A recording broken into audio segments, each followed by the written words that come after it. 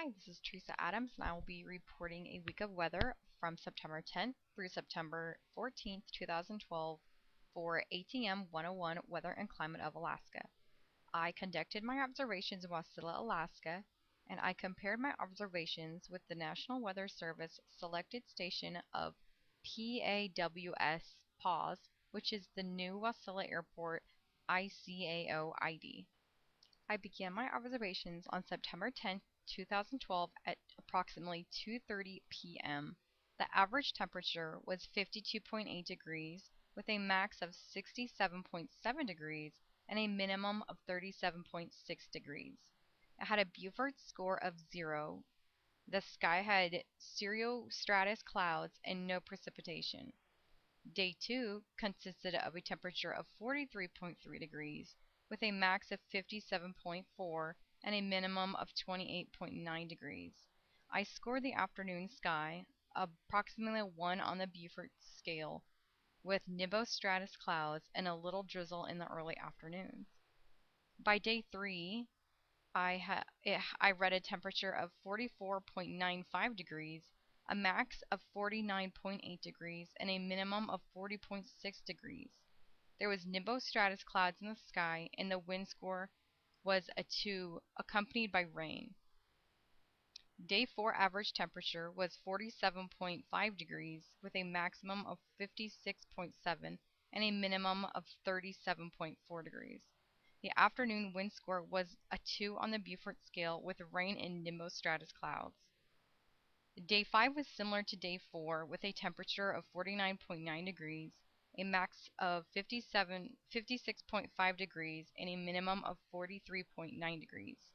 It had a wind scale of 2 and was accompanied with nimbostratus clouds and rain. Compared to the National Weather Service observations, it seems as though the temperatures were following a diurnal cycle that was small in the beginning and larger throughout the week. My readings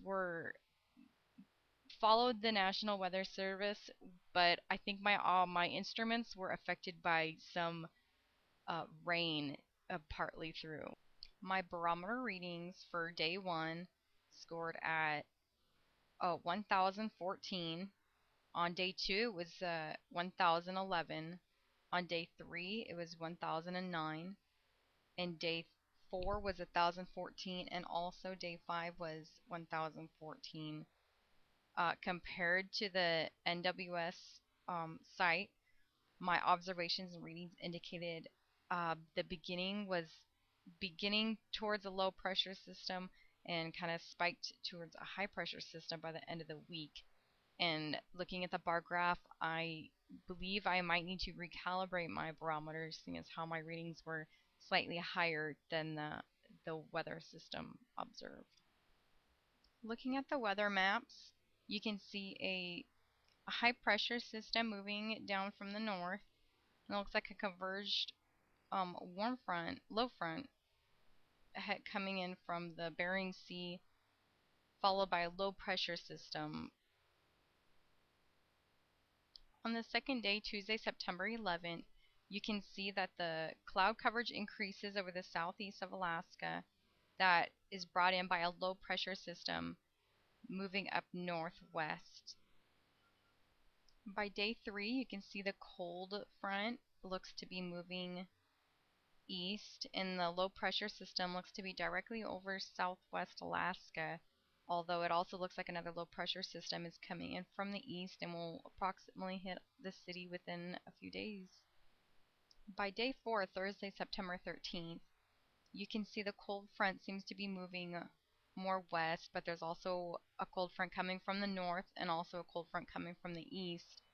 There's also a few low pressure systems, one that's directly over the city, and a few that are moving away, and 2 that are moving towards the city. By the last day, Friday, September 14th, of my observations, there looks to be the cold front has moved in from the south. There's also a high pressure system that's moved in from the north that's covering most of northern Alaska, and another cold front that's moving in from the south, the Bering Sea.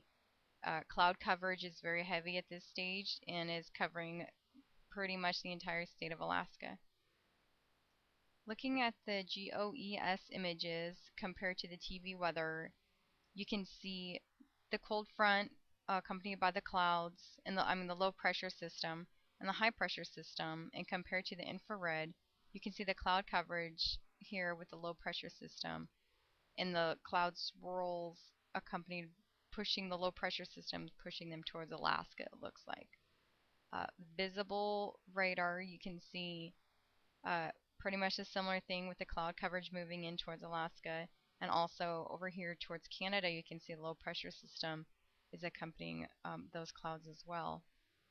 Looking at the water vapor, the clouds seem to be wet, and it looks like it might be a wet time. That's also accompanying the low pressure systems. There's not too much that I can tell from that's accompanying the high pressure system.